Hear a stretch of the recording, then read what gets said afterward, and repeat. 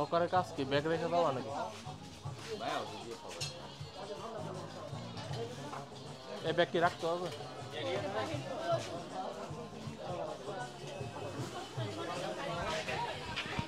কত করে? 35 করে ওইটা দুটা 30 করে হিমছড়িতে ওঠার টিকিট।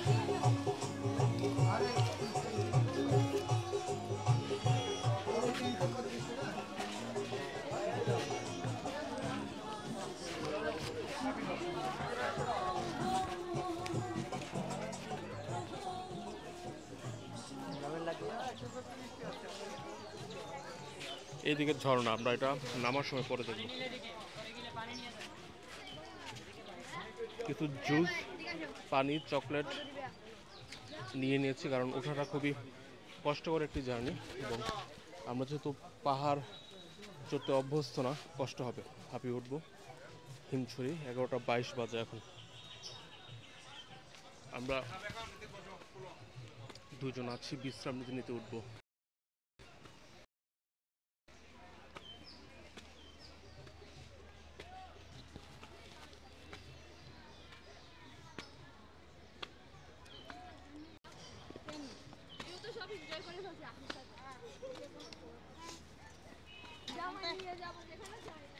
এখন না না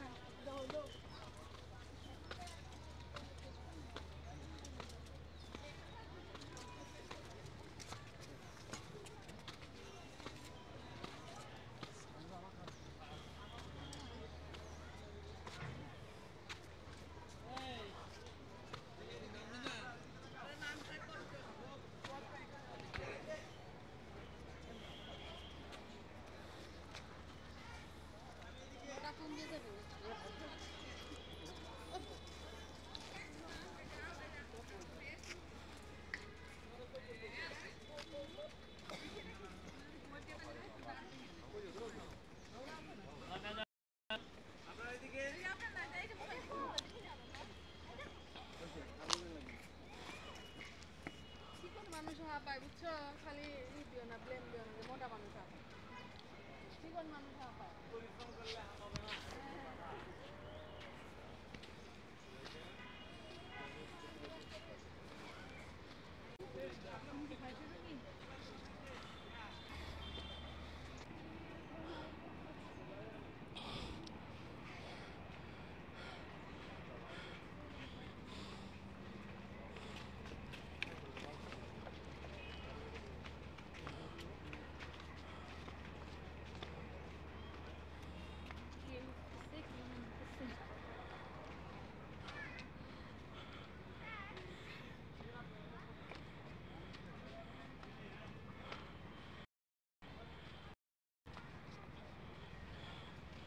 ওই যে সমুদ্র, একটু প্রশান্তি।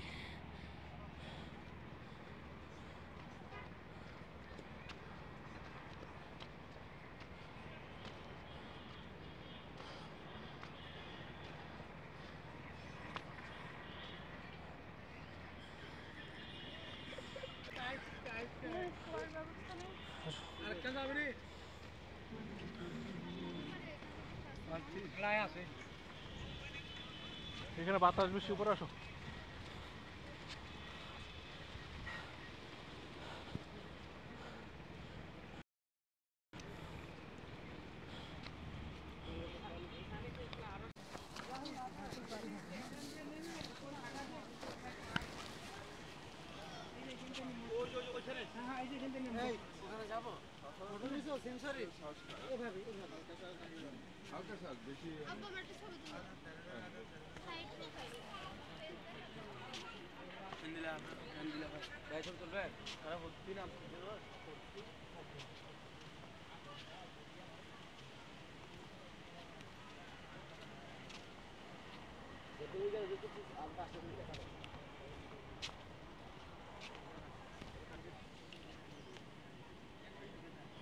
সামনে একটি ঝুম ঘরের মতো বসার ব্যবস্থা আছে। বাহ,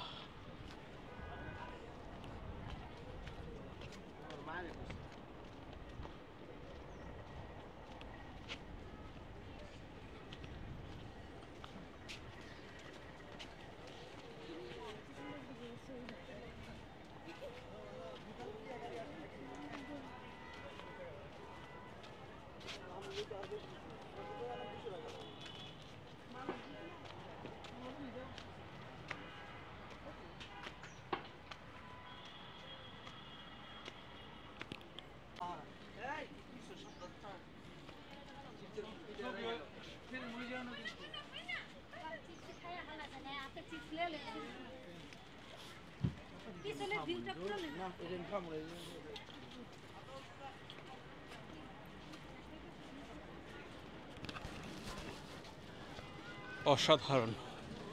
এই মুহূর্তে সবচেয়ে বেশি ভালো লাগছে, সবচেয়ে বেশি ক্যানভাস।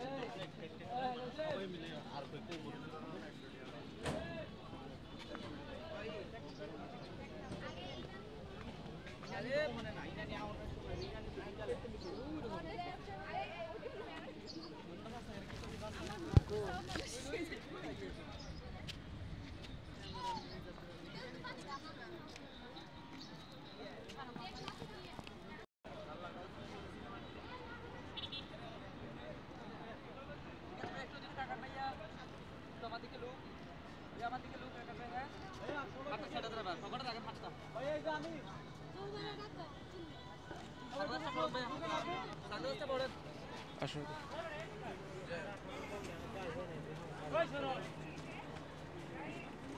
ভাইয়া সবাই দাঁড়ান, সবাই দাঁড়ান।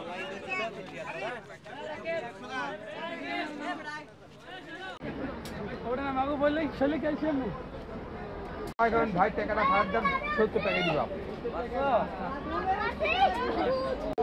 করতে পারেন না পয়সা দিয়ে খালি খালি পয়সা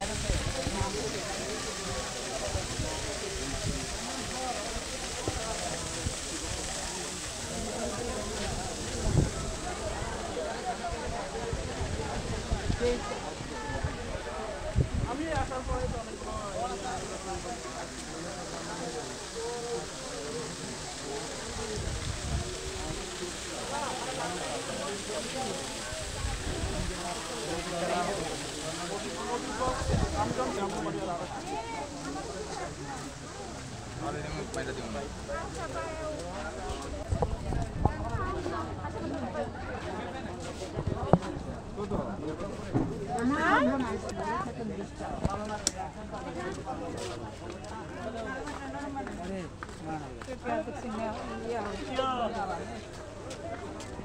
এই কোটটা ঠিক মতো নেন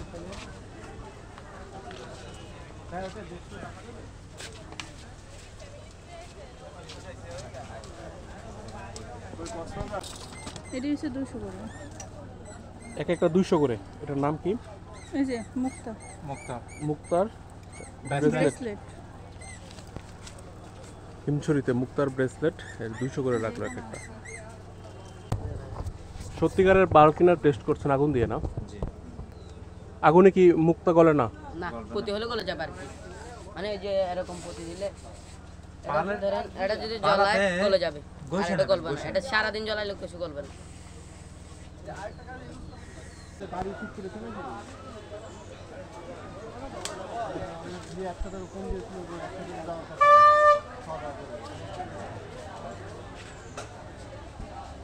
হ্যাঁ আজকে আড়াইটার দিকে তো বেড়া যায় সময় আছে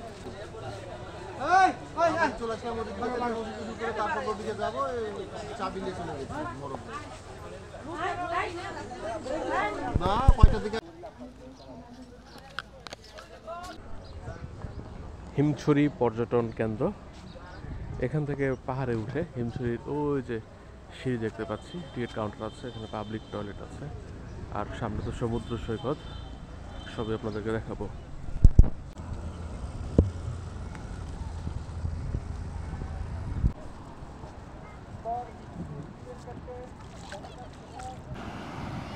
এখন ভাটা চলছে, হিমছড়িতে আছি।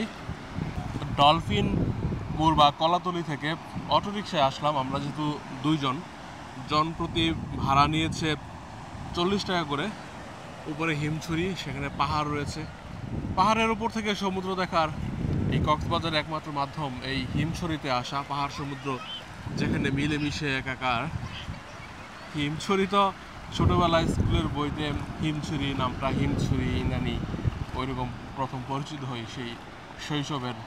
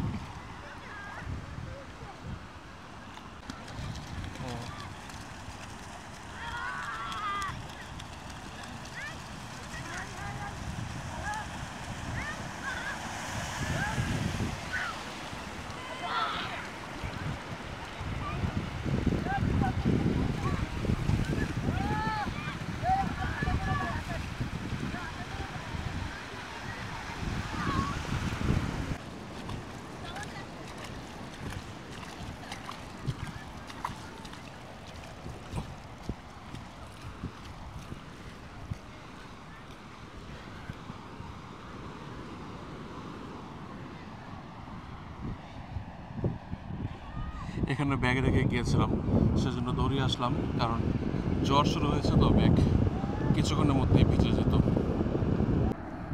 হাতে একটা ওয়ান টাইম ব্যান্ডেজ লাগিয়েছিলাম, সামান্য কেটেছিল। এটা যে সমুদ্রের পাড়ে এখানে পড়ে গিয়েছিলাম, এটা আবার তুলে নিলাম, কারণ এই জিনিসটা সাগরে না ফেলাই উচিত, সাগরকে নষ্ট না করাই উচিত। এটা স্থলে গিয়ে ফেলবো, সেখানে হয়তো এটা ডাম্পিং হবে, আগুনে পরে একটু ক্ষতির মাত্রা কমবে, কিন্তু এটা সাগরে আমি ফেলছি না, ছোট্ট জিনিসটাই।